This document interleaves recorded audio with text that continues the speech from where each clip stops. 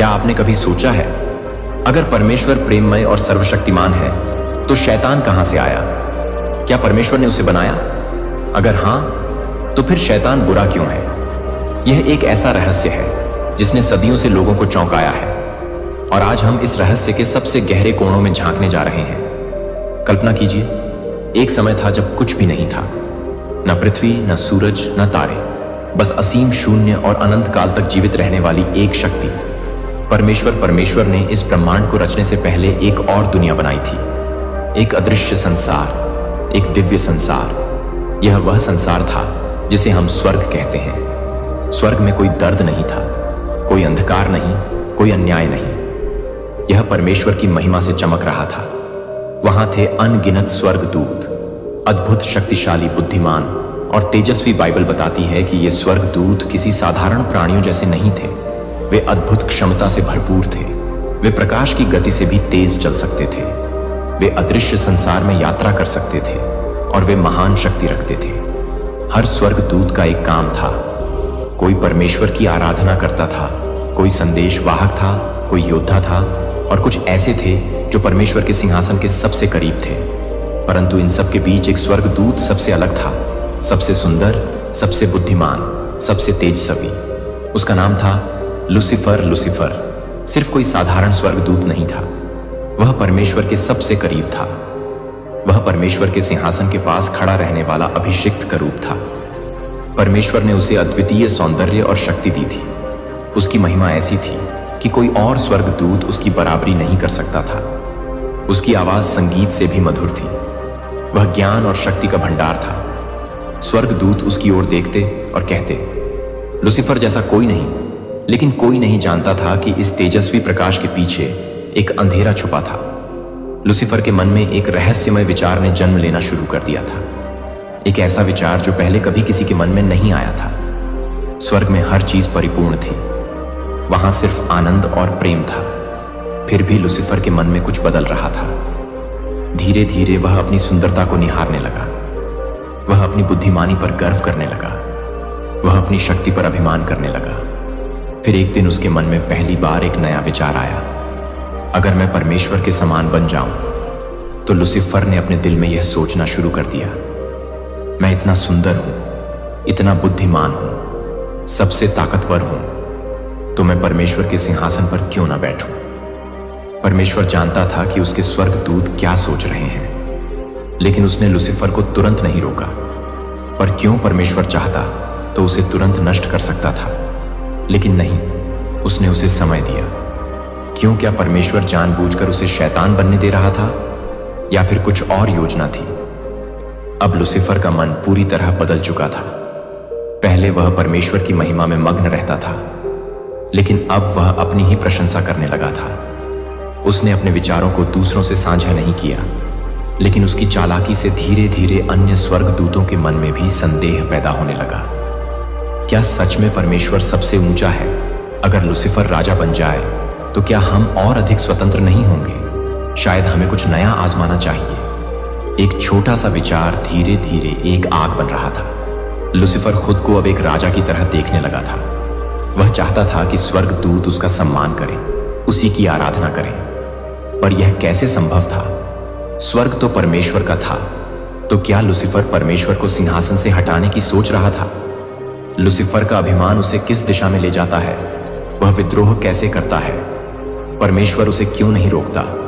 और क्या स्वर्ग में युद्ध होने वाला है? कल्पना कीजिए, अनंत काल से पहले की बात। स्वर्ग में सब कुछ उज्ज्वल था। शांति से भरा हुआ लाखों स्वर्गदूत परमेश्वर की महिमा का गुणगान कर रहे थे।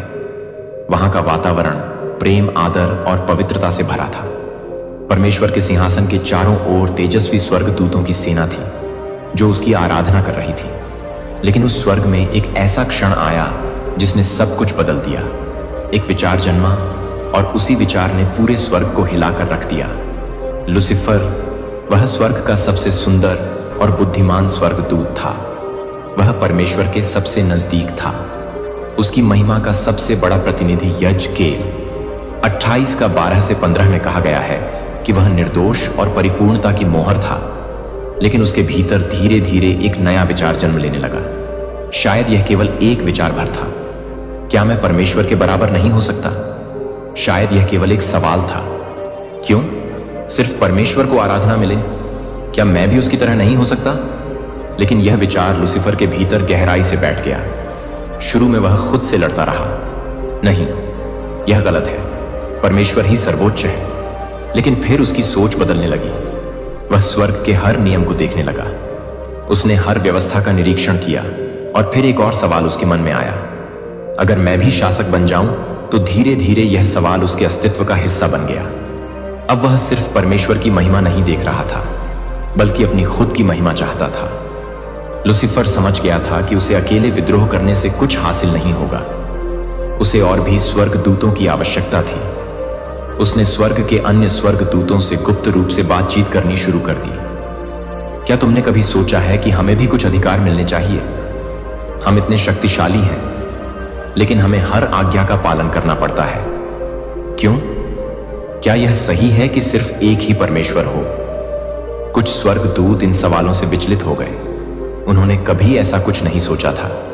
लेकिन जब लूसीफर ने उन्हें यह बताना शुरू किया कि वह एक नया शासन ला सकता है जहां वे स्वतंत्र होंगे, जहां उन्हें अपनी इच्छा से जीने का अधिकार मिलेगा, तो धीरे धीरे स्वर्गदूत उसकी ओर आकर्षित होने लगे। स्वर्ग में अब एक अलग सी हलचल थी।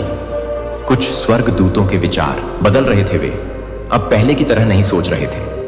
जो कल तक परमेश्वर की महिमा के गीत गा रहे थे, वे अब लूसीफर की बातों पर विचार कर रहे थे। कुछ डर रहे थे, क्या यह सही है? कुछ उत्साहित थे, शायद लूसीफर सही कह रहा है। और कुछ पूरी तरह से लूसीफर के पक्ष में आ गए थे। हाँ, हमें भी शक्ति चाहिए। लूसीफर का प्रभाव बढ़ता जा रहा था। अब वह केवल विचारों तक सीमित नहीं था, बल्कि उसने अपने अनुयायियों को संगठित करना शुरू कर दिया था।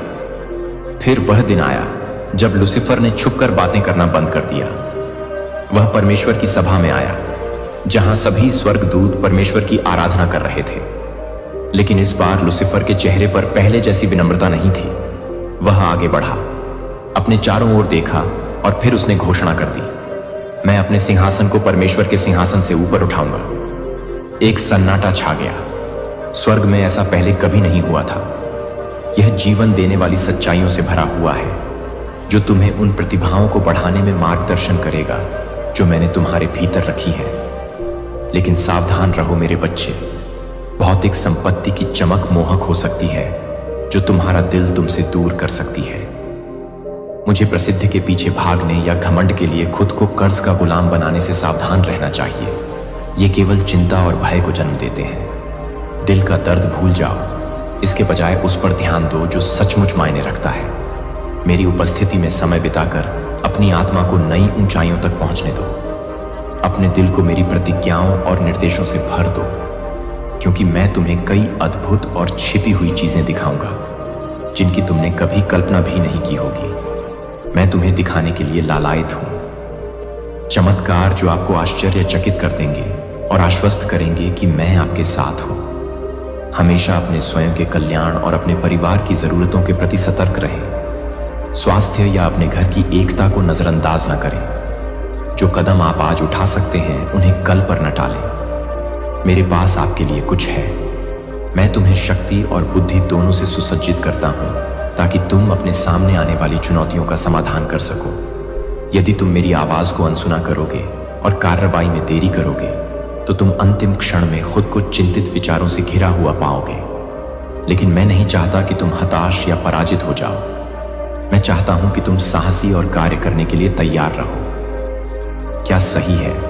आज खड़े हो जाओ और विश्वास के साथ जीने का साहस करो। तुम्हारे हृदय में साहस है जिसे मैंने वहां रखा है। भय को चुप न होने दो। तब भी जब तुम्हारी भावनाएं फुसफुसाती हो कि तुम बहुत कमजोर हो या बहुत डरे हुए हो, अच्छा करने में लगे रहो। आगे बढ़ते रहो। अपने धर्मी मार्ग पर चलें और दूसरों द्वारा आपके बारे में कही गई बातों या विचारों से भयभीत न हो। कुछ लोग आपकी नई दिशा और स्वस्थ निर्णयों का विरोध कर सकते हैं। जब आप मेरी योजनाओं के साथ खुद को संरेखित करने का विकल्प चुनते हैं, तो आप क्रोधित या दूर हो सकते हैं। उन्हें मेरे हाथों में सौंप दें। उनके लिए ईमानदारी से प्रार्थना करें, लेकिन याद रखें कि जो लोग स्वेच्छा से रसातल की ओर चलते हैं वे आपको सच्ची बुद्धि के तरीकों में सलाह नहीं दे सकते हैं। मुझे उन्हें संभालने दें। आपका काम है स्थिर और वफादार बने रहो। सभी बातों में मेरा सम्मान करने का प्रयास करो। बाकी सबसे ऊपर मुझे पहले रखो। जब तुम मुझे प्राथमिकता दोगे, जब तुम मुझसे प्रेम करने और मेरे वचन के अनुसार चलने का मन बनाओगे, मैं न केवल तुम्हारी मदद करूंगा बल्कि मैं तुम पर आशीषें भी बरसाऊंगा। आशीषें सदा बनी रहेंगी, सोने या चांदी से भी अधिक महान। हालांकि ऐसे क्षण हो सकते हैं जब आप चोटिल, थके हुए या पराजित महसूस करते हैं। हिम्मत रखें, मैं आपकी आत्मा में फिर से जीवन फूंक सकता हूं। जैसे फीनिक्स राख से उगता है तो आप पहले से कहीं अधिक ऊंचे और मजबूत खड़े होंगे। मैं आपके जुनून को पुनर्जीवित करूंगा।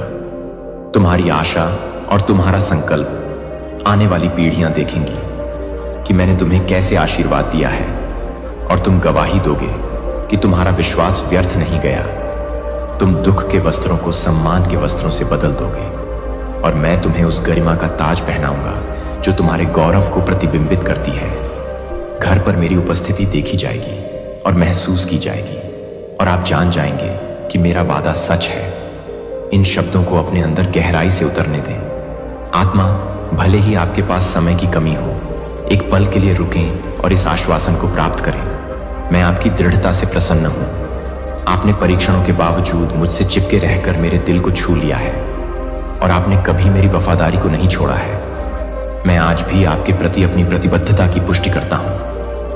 आप और आपके परिवार पर और भी अधिक प्रचुर आशीर्वाद इस मार्ग पर चलते रहें। निराशा के आगे न झुकें और डर कर पीछे न हटें। अपने हाथ और अपनी आंखें स्वर्ग की ओर उठाएं, क्योंकि जब थकावट असहनीय लगे तो मैं आपकी सदा उपस्थित सहायता हूं।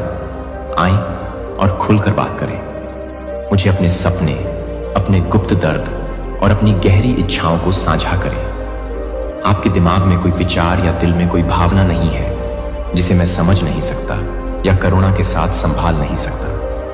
याद रखें कि मनुष्य केवल रोटी से जीवित नहीं रहता है।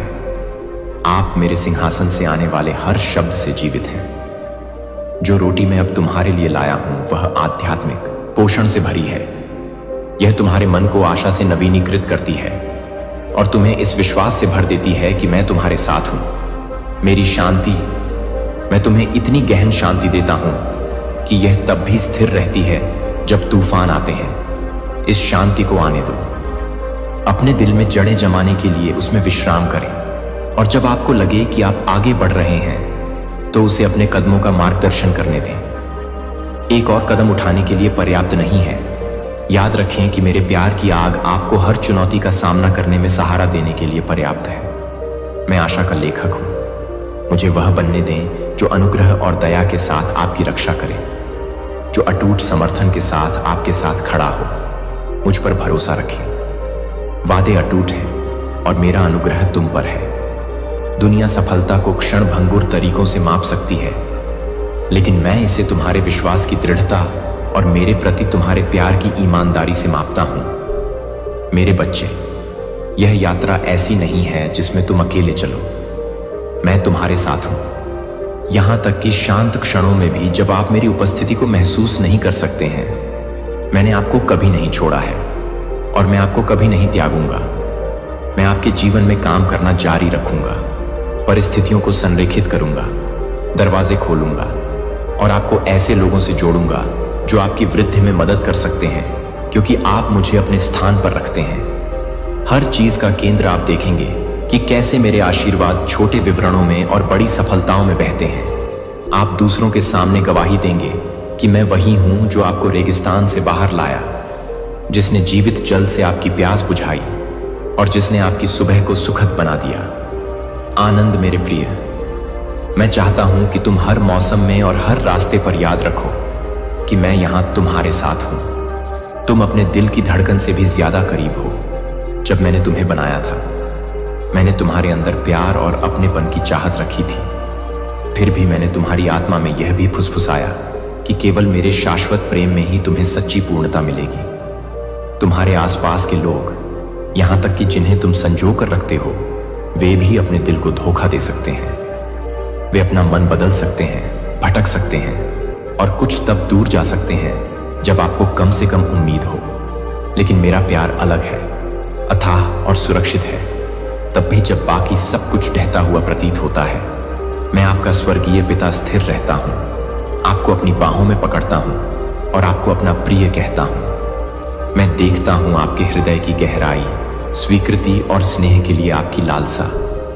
फिर भी मैं आपसे आग्रह करता हूं कि आप दूसरों की क्षणभंगुर राय या स्वीकृति पर अपनी आशा न रखें। कोई भी व्यक्ति, चाहे वह कितना भी दयालु या प्रशंसनीय क्यों न हो, आपके जीवन में मेरी जगह नहीं ले सकता। मैं सितारों का निर्माता हूं। मैंने तुम्हें अपने प्रिय बच्चे के रूप में चुना है। मेरी इच्छा है कि तुम सीखो कि मैं तुम्हारा सुरक्षित स्थान हूं, तूफान में तुम्हारा आश्रय हूं और मेरा प्यार तुम्हें ठंडी रात में गर्म कंबल की तरह ढकता है।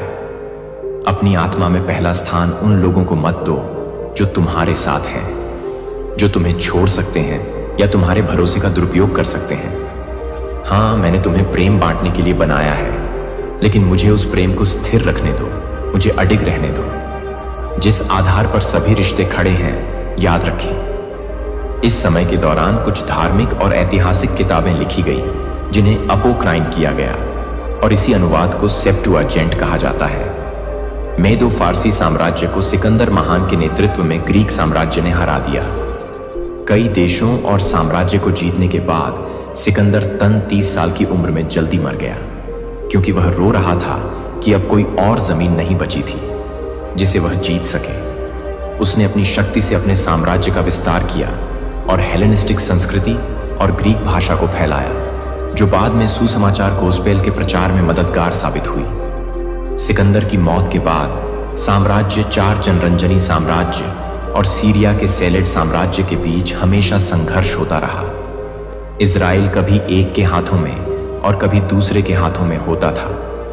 इस समय एंटिकस एपिफेनिक ने यहूदी लोगों को बहुत गुस्सा दिलाया जब उसने यरूशलेम के मंदिर के वेदी पर एक सवर की बलि चढ़ाई, जो उनके लिए बहुत घृणित था।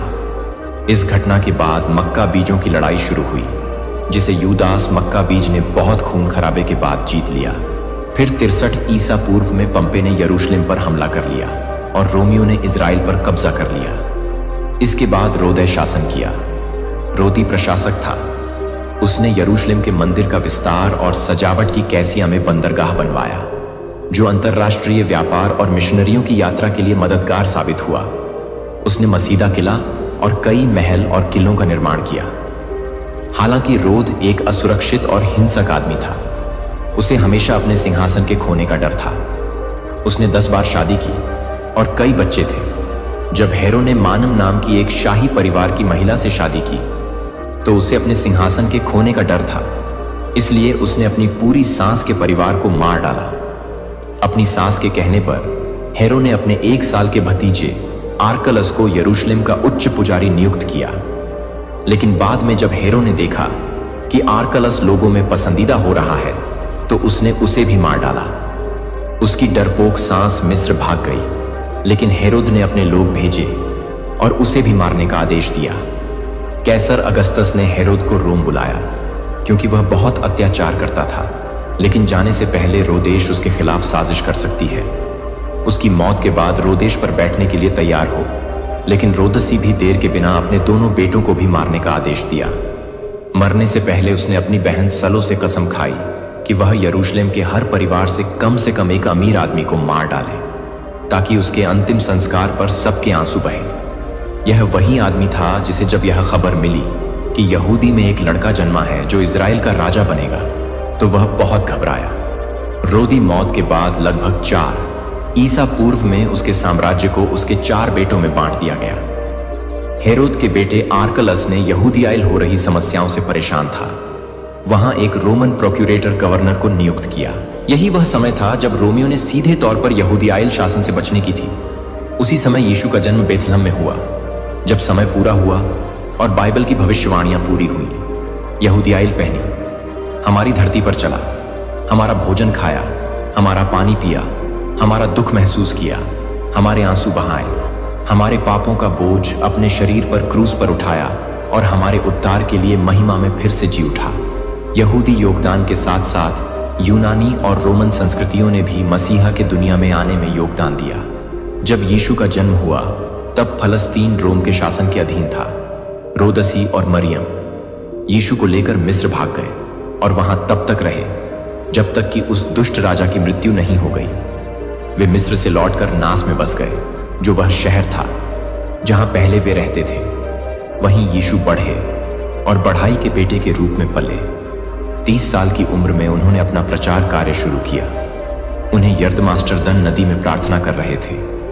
तब आकाश खुला और परमेश्वर पिता ने कहा, यह मेरा प्रिय पुत्र है जिसमें मुझे खुशी है। उसी समय पवित्र आत्मा एक कबूतर के रूप में उन पर उतरी और उन्हें अपनी सेवा शुरू करने के लिए शक्ति दी। फिर पवित्र आत्मा ने यीशु को जंगल में ले जाकर 40 दिन और 40 रात तक उपवास रखने के लिए कहा। इस दौरान शैतान ने 3 बार उन्हें बहका की कोशिश की। शैतान ने यीशु को हराने की कोशिश की, लेकिन पुत्र ने उसे हराया। हमेशा आत्मा की तलवार परमेश्वर के शब्द का इस्तेमाल करते हुए शैतान ने पहले आदमी आदम को स्वर्ग में हराया था, लेकिन दूसरे आदम यीशु ने जंगल में उसे हरा दिया। जंगल से यीशु पवित्र आत्मा से भरकर गली गए और नासक पहुंचे, जहां उन्होंने अपनी ज्यादातर जिंदगी बिताई। उन्होंने वहां के सभा भवन में प्रवेश किया, यशाया की किताब का स्क्रॉल लिया और पढ़ा, प्रभु की आत्मा मुझ पर है, क्योंकि उसने मुझे प्रचार करने, चंगा करने और छुड़ाने के लिए अभिषेक किया है। यीशु ने 12 लोगों को बुलाया जिन्हें उन्होंने प्रेरित कहा और अपना ज्यादातर समय उन्हें सिखाने और प्रशिक्षित करने में लगाया। उन्होंने गली बराह सामिया और यहूदियाइल किया और शैतान के सताए हुए लोगों को मुक्त किया। उन्होंने बीमारों को ठीक किया, भूखों को खाना खिलाया, अंधों को दृष्टि दी, लकवाग्रस्त लोगों को सीधा किया, लंगड़ को चलाया, बहरों को सुनने की शक्ति दी, कोढ़ को साफ किया, दुष्ट आत्माओं से मुक्त किया और मरे हुए लोगों को जीवित किया। यह परमेश्वर की इंसानों के लिए सबसे बड़ी प्रकट थी, जिसे इमानुएल परमेश्वर हमारे साथ का नाम दिया गया। वह खुद है जो मानव रूप में प्रकट हुए। यीशु एक खास मिशन के साथ आए, उन सभी के लिए जिन्हें पिता ने उन्हें दिया। वह मरने के लिए पैदा हुए। उन्होंने इसीलिए मृत्यु का सामना किया ताकि हम जी सके। प्रेरित पौलुस ने स्पष्ट रूप से कहा कि उन्होंने हमारे पापों के लिए मरा, जैसा कि पवित्र शास्त्र में लिखा है, फिर दफनाया गया और तीसरे दिन पुनर्जीवित हुआ, जैसा कि पवित्र शास्त्र में लिखा है। उनकी मृत्यु एक दुर्घटना नहीं थी और उनका पुनरुत्थान कोई आश्चर्य की बात नहीं थी। शैतान ने यीशु को क्रूस से दूर रखने के लिए कई चालें चली, लेकिन यीशु क्रूस की ओर ऐसे बढ़े जैसे कोई राजा अपने ताज की ओर जाता है। क्रूस पर यीशु ने सांप के सिर को कुचल दिया और शक्तियों और अधिकारियों पर विजय पाई, उन्हें सबके सामने शर्मिंदा किया। क्रूस पर यीशु ने मुक्ति के काम को पूरा किया। क्रूस पर उन्होंने हमें आजादी दिलाई, मौत उन्हें रोक नहीं सकी। तीसरे दिन यीशु फिर से जीवित हुए ताकि हम धर्मी ठहर सके। स्वर्ग पर जाने से पहले यीशु ने अपने शिष्यों को यरूशलेम में रहने के लिए कहा और पिता की प्रतिज्ञा का इंतजार करने को कहा, जब तक कि वे शक्ति से भर ना जाएं। प्रेरिता के काम 1:8 में यीशु पवित्र आत्मा द्वारा दी जाने वाली शक्ति के बारे में बताते हैं और यह भी कहते हैं कि क्या करना है। यरूशलेम सारे यहूदियाइल मुलिम में कलीसिया तेजी से बढ़ने लगी। बहुत सारे लोग लगातार इसमें जुड़ते गए। प्रेरकों के काम की पुस्तक के अध्याय 7 तक लूका ने यरूशलेम की कलीसिया की बढ़ती और विस्तार को दर्ज किया। जब कलीसिया यहूदियाइल पड़ा और वे जहां भी गए वहां परमेश्वर का वचन ले गए। ऐसे ही फिलिप सामिया पहुंचे और दुश्मनी की दीवारों को पार कर वहां पूरे के साथ सुसमाचार सुनाया। लोग खुश हुए जब उन्होंने फिलिप, जो एक प्रचारक डीकन थे, के द्वारा परमेश्वर के अद्भुत काम सुने और देखें। वह कानों और आंखों दोनों के लिए प्रचार करते थे। प्रेरित पतरस और यूहन्ना द्वारा हाथ रखने से सामियों ने भी पवित्र आत्मा को प्राप्त किया। 80 और 90 के दशक का कहना है कि मैं अभी भी 25 अंदर महसूस करता हूं। दरवाजा जो आपके चेहरे पर हर रिश्ते में पटक दिया गया है, जो आपके प्रकाश को नहीं संभाल सकता है। यह यादृश्य कठिनाइयों नहीं थे कि वे आपके दिव्य उद्देश्य के खिलाफ रणनीतिक हमले नहीं थे। दुनिया हमला नहीं करती है कि क्या यह धमकी नहीं देता है कि मुझे कुछ गहरा व्यक्तिगत रूप से पूछने की अनुमति नहीं है कि आप यह क्यों सोचते हैं कि आप हर चीज से बच गए हैं जो आप भी नहीं कर सकते हैं। कि आप कुछ भी नहीं कर सकते हैं। आपको एक असाइनमेंट के साथ यहां भेजा गया था जो अभी तक समाप्त नहीं हुआ है। आपकी आत्मा प्रस्थान करने से इनकार कर देती है जब तक कि आपका दिव्य उद्देश्य आपके जीवन में उन सभी को याद नहीं कर देता है जो आपके जीवन में किसी भी तरह से उस बीमारी से दूर चले गए हैं जो आपको ले जाना चाहिए था। लेकिन जब आप इसे नहीं करते हैं तो आप यह नहीं करते हैं कि आप किसी भी तरह से काम नहीं कर रहे हैं। एक विशिष्ट असाइनमेंट के लिए कस्टम जो केवल उन दशकों को पूरा कर सकते हैं और अपनी उम्र को पूरा कर सकते हैं जो आप जीते हैं, वे एक अंत तक गिनती नहीं कर रहे हैं। वे एक रहस्य उद्घाटन के लिए एक पल का निर्माण कर रहे हैं। जब आप अंत में पूरी तरह से कदम रखते हैं कि आप किसके लिए यह सवाल नहीं करते हैं कि क्या आपको यह नहीं बताया गया है कि आप यह याद करने के लिए तैयार हैं, कि आप इस बात को याद करते हैं कि आप यह बता रहे हैं कि आप पूरी तरह से काम कर रहे हैं। एक बार जब आप समझ लेते हैं कि आप 100% मानव नहीं हैं, लेकिन एक आध्यात्मिक, एक अस्थाई मानव अनुभव होने के कारण सब कुछ बदल जाता है, तो सीमाएं बदल जाती हैं कि डर दूर हो जाता है। और जब ऐसा होता है कि एक दुश्मन कांपता है, तो वह एक बच्चे की तुलना में, अंधेरे की तुलना में, अंधेरे के राज्य के लिए अधिक खतरनाक कुछ भी नहीं है। जो आपको याद कर रहे हैं कि आप सभी को याद कर रहे हैं। सेक्रेड मार्क मुझे आपसे कुछ ऐसा पूछने देता है जो आपको अपने कोर में हिला सकता है कि आपने अपने जीवन के दर्शकों को महसूस किया है कि आपके बारे में मौलिक रूप से कुछ अलग है, जैसे कि आप दुनिया को एक अलग लेंस के माध्यम से देख रहे हैं। बाकी सभी की तुलना में यह आपकी कल्पना नहीं है कि यह कभी भी अलग अलग नहीं है। जब वे अपने डिजाइन में एक दोष नहीं है तो वे एक मंच के लिए वापस नहीं आते हैं। एक कमरे में घूमना और तुरंत कुछ गलत हो रहा था जब बाकी सभी लोग उस क्षण को मुस्कुरा रहे थे, जब आप एक अजनबी के साथ आंखें बंद कर रहे थे और किसी भी तरह से पता था कि उन्हें दुनिया को सुनने के लिए क्या जरूरत है। इस अंतर्ज्ञान को कॉल नहीं कर सकता है, लेकिन आप और मुझे पता है कि यह कुछ गहरा है। यह आध्यात्मिक विचार है कि आत्मा के लिए भौतिक दायरे से परे देखने का उपहार नकारात्मक वातावरण इसलिए नहीं है क्योंकि आप बहुत संवेदनशील हैं, क्योंकि आपकी आत्मा अंधेरे को तुरंत पहचानती है। आप तुरंत थे। प्रकाश को ले जाने के लिए डिजाइन किया गया है। इसलिए अंधेरा आपको असहनीय लगता है कि आप उन सभी समयों को याद करते हैं जो आपने उन असहज समारोहों में फिट होने की कोशिश की थी, जहां हर कोई आपको आसानी से लगता था कि आप उन संबंधों को खाली महसूस करते हैं जो कभी भी उन रिश्तों को महसूस करते हैं जो कभी भी आपकी आत्मा को क्लिक नहीं करते हैं, जो लोगों को अस्वीकार नहीं कर रहे हैं। यह अस्वीकार कर रहा है कि आपकी आत्मा को बंद कर दिया गया है, क्योंकि मैं आपके आध्यात्मिक को बंद कर रहा हूं, लेकिन आप उस दुनिया को बंद कर रहे हैं। अलगाव आपको लगा कि आपका पूरा जीवन यह अस्वीकृति नहीं है, यह संरक्षण नहीं है, यह परित्याग नहीं है। यह नियुक्ति है कि आप कभी भी इस दुनिया में मूल रूप से मिश्रण करने के लिए नहीं थे, क्योंकि आप पवित्र उद्देश्यों के लिए अलग अलग थे। जैसे कि एक हीरे के बीच के लोगों के बीच आप अपने भाइयों के लिए नहीं थे, लेकिन उसके साथ काम करने के लिए तैयार नहीं किया गया था। अंतर उन्हें असफलताओं के रूप में चिन्हित करते हैं। उनके मतभेदों को नहीं चिन्हित किया गया है, क्योंकि दुनिया ने चुना है जो आपको अपने अन्य परिवार के सदस्यों के बारे में शर्मिंदा करने की कोशिश कर रहा है, जिन्होंने आपको बहुत अधिक दोस्तों को बुलाया है, जिन्होंने कहा कि आप बहुत गहरे सहकार्यकर्ता थे, जिन्होंने आपको लेबल करने के लिए बहुत अलग अलग थे, जो कि हर समय के लिए, हर समय के लिए, हर समय के लिए। जब आप हर उस दिन के लिए नहीं थे, तो आप हर उस रात को नहीं बता सकते थे। कभी भी ऐसे रिश्तों के लिए नहीं थे जो आपके कॉलिंग रास्तों को पतला कर देते थे, जो आपके उद्देश्य को दूर कर देते थे। मुझे आपको कुछ समझने की जरूरत है। यह आध्यात्मिक गर्व नहीं है, यह किसी और की तुलना में बेहतर नहीं है। यह अंत में यह पहचानने के बारे में है कि